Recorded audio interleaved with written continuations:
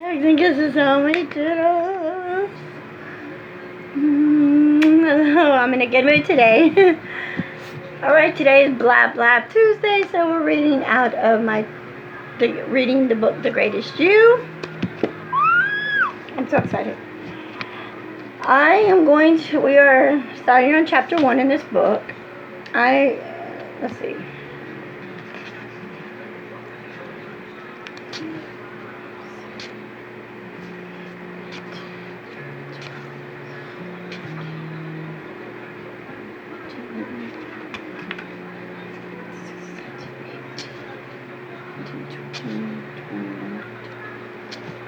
Okay, there's 22 pages in here, so I'm gonna try to get through as much as I can today. If I don't get all of chapter 1 read today,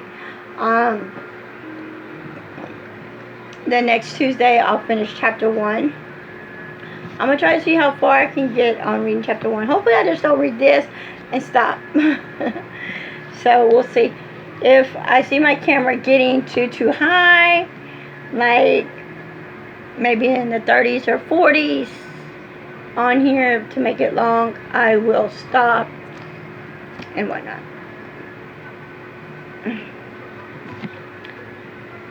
I did my hair like a teacher, so let's get on with today's lesson. You will never win your war by running from your battles. Let's get right into this. Listen. If this book is going to work for you, you're going to have to be real with yourself. And if I'm going to ask you to be real with yourself, the least I can do is to start the process with some temporary of my own. 10 years ago, I was in a very dark place. My life was all about football. Though the challenges in my life certainly didn't end up there. From the time I was a kid, I was always one of the best players on the field. I remember the first 3 times I ever touched a football. All 3 plays went for touchdowns. Before I was even a teenager, there was no doubt in my mind I was dependent to play on Sunday in the NFL. My manufacturer seemed even more certain when I started as a wide receiver for Baylor University. I was ready for a long career in the league. When drafting day came around, I watched every pick of the draft. Experts had told me that I was likely to go in a later round, but it was possible I could go higher, so I stayed glued to ESPN from the start, watching to hear my name called. Experts, it was 2 days, 7 rounds, 255 players, 34 of them wide receivers, like I was, and not one of them was me. I'd be lying if I said that it didn't hurt. It did. But I had to hide my hurt behind my smile. I had to pretend I wasn't worried that my lifelong dream wouldn't come true. 50 minutes after the draft, my worries started to fade, as multiple teams called trying to sign me to high poetry free agent. After getting casual from my Uncle George Stewart, who had been coaching the NFL for more than 20 years, I decided to sign up with Indianapolis Colts. They were fresh off a Super Bowl title, and I knew I had the skills to help them get another ring. I just knew Peyton Manning and I were going to make big plays all over the field. I just knew it. I got to training camp and the things were going great. I started at the bottom of the totem pole because I wasn't a running player of a high draft pick. But I got off to a great start, and the person's maybe the best in the NFL, and certainly the best among rookies. Undrafted free agents are always a long shot to make the team, but I was training ahead. I was balling out, and I was sure I was going to make the squad. Then the coach didn't play me in the third position game. They didn't make sense to me because I've been playing so well. I asked some of the veterans players about it, and they told me that the team was trying to hide me because they didn't want the other teams to sign me. That didn't make sense to me. They didn't make one bit sense to me. Going into the World Series, if they were planning to sign me, and in spite of how well I played, that's what happened. They cut me and then re-signed me to practice squad, which meant I wouldn't sit up for the game, but could still get called at some point in the future. I'd be in Indianapolis for a whole season, so I got an apartment and a car. Then after week 2, they cut me from practice squad.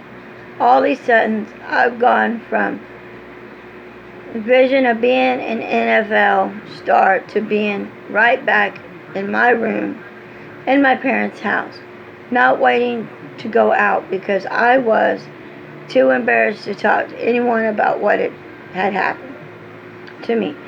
Not getting drafted hurt.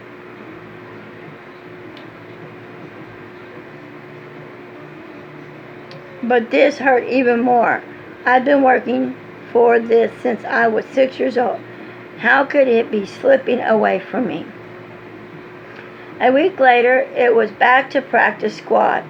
And a few weeks later, Coach Tony Durang told me I was going to be moved to an advanced roster for Monday night games against San Diego Chargers. Okay, I thought this didn't start out to be the way I wanted, but everything was turning around for me. 10 years from now, my friends and I will laugh about how I was worried about my long NFL career wasn't going to happen. But something wasn't right with my knee. I've been feeling it for a while, and I ignored it because I had to. I couldn't afford to let an injury get in my way. The problem was that it wasn't getting any better. I had to pop a pain pill before every practice just to get on the field. I knew it was that if I stayed out of practice, I would be going home. No team needs an injury guy on the practice squad. And they certainly didn't need an unproven guy that wasn't 100% healthy on the active roster. I tried to fight through it, but Coach saw me limping and he told me to fight through. Coach saw me limping and he told me that the team couldn't afford to activate me if I wasn't able to go full speed. I knew that moment that I had lost out on a huge opportunity. I stayed on the practice squad for the rest of the year, but I never got another chance to get into the game. Next season, I was invited to minicamp with Seattle Seahawks. They rounded up cutting me right at the end of preseason. But then a week later, they called me and said they wanted me to come back that very day. In fact, I quickly picked up some things, rushed off to the airport, and was just about to board the plane when I got another call from Seattle Hawks. Changed their mind. I got one more shot with Washington Redskins. I was completely healthy and I ran the fastest time of my life, 4.3 seconds, 40-yard dash, which is super fast. The Redskins signed me to the practice squad, but I never got any farther, even though I had great potential. By November, they had cut me, and I finished the real meaning of international NFL, not for long. I refused to believe that my dream was over. I just kept running from reality because reality didn't connect with me. The vision I had for myself, I was a football player. It was the only way I knew to define myself, so I had to keep running from the fact that football wasn't happening for me. If the NFL didn't want me, there was another option. There was an arena football league, and they were happy to have me. The game was buried on my body because the felt are small and stuff laid over concrete, but at least I was playing. Then I got a call from my college coach to come play for United Football League, a new professional league that had been trying to compete with the NFL.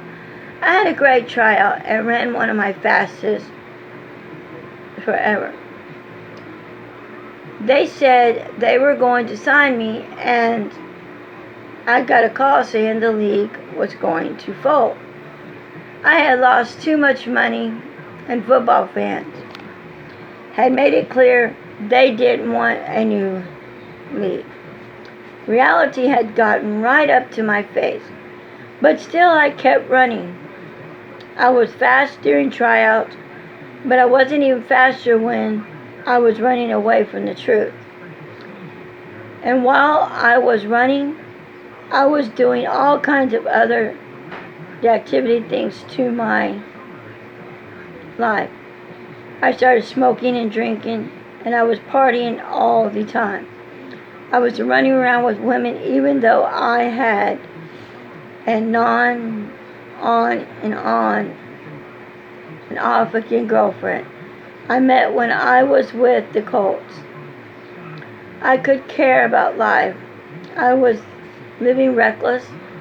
I was doing anything and everything to fill up my insides. Because I was feeling awful, empty in there, living reckless, meant that I didn't have to face up to what was really happening. And I thought I could keep this going indefinitely. Then I got a woman who wasn't my girlfriend pregnant. I wasn't really in my way to have a kid. And I made this very, very clear. Marina made it qualified clear that she was keeping the baby, which freaked me out. Meanwhile, I had to tell my girlfriend we were on again, short of that I got another woman pregnant. You can imagine how that went. Complaining the fact was that my mother and my girlfriend's mother were close friends, and this had created a huge amount of friction between them. I was a jerk at times because I didn't want to be a man, but I was blaming everyone else. I just wanted to keep running, and then I could run any longer. I got called telling me that my college roommate Anthony Arline had committed suicide. He had made the Chargers, but then had to leave for personal reasons, and the loss of his football dreams had a big effect on him, immediately causing him to take his own life. I was disturbed because Anthony was one of my closest friends, and I was even more distraught because I had been paying enough attention to see what he was doing. Though maybe if I had, I could convince him to keep going. Maybe I could have helped him see a way out. then I was rock bottom for me. That was when I really realized that I had to face my reality. It was at Anthony's funeral that I had finally understood that life isn't promised, that we haven't guaranteed tomorrow. If I wanted to leave a mark on the world, I was going to have to start working towards that. I had to do for my newborn son. I had to do it for Anthony. I had to do it for all the people like Anthony who might still be able to make life work. But this time, I had to start rehab time and release a few videos. But this was when I really decided to dedicate myself to helping people back then. I only had a few thousand Facebook followers, and I would open my phone, line up at night to them saying that if they were going through a tough time, they should call. And here's something I never would have imagined doing this felt better than professional football had ever felt to me. When I was helping people, I felt that I was truly living my purpose. And if I was really being honest with myself, I didn't have a love for the game anymore. Football wasn't quite in my reviewing mirror yet, but it was mostly there. The most important thing was that I stopped running and finally realized that I couldn't win this war. If I kept running from my battles and this war, I absolutely needed to win. Not just for me, but for everyone around me. Okay, I'm going to stop right there because it's almost on 20. And next Tuesday, I will read Preparing for Battle. And 3, 4, 5, 6, 7, 8, 10. And then there'll be like 15 pages to go. So I will get next to that one. Getting ready to prepare for battle. Speaking about myself. I listen to Trent all the time. I listen to what he says. I also listen to a spirit natural woman. Her name is Monica Woods. Not Woods, but Wood, Monica Wood. And she's awesome. And I have been stressing out a lot. And I've been telling Trent about me stressing out. I've been telling her about stressing out. My guardian angels has told me to calm down, quit stressing out. Reading this book, hopefully, is going to help me de-stress a little and calm down. There's a lot I can do. Like Monica said, go take a bath, de-stress. I did that last night. Oh my God, I felt so good watching makeup room tours to give me inspiration for my room things as well. So let's get down to it, and maybe this book might help you out. If you have any questions about anything, you can comment in the description box as well down below. I am gonna see where it goes from there. So until next time, I hope you enjoyed what I read today, and I hope you come back for next Tuesday to inquire more about Trent and his lifestyle. I can relate a little bit to him.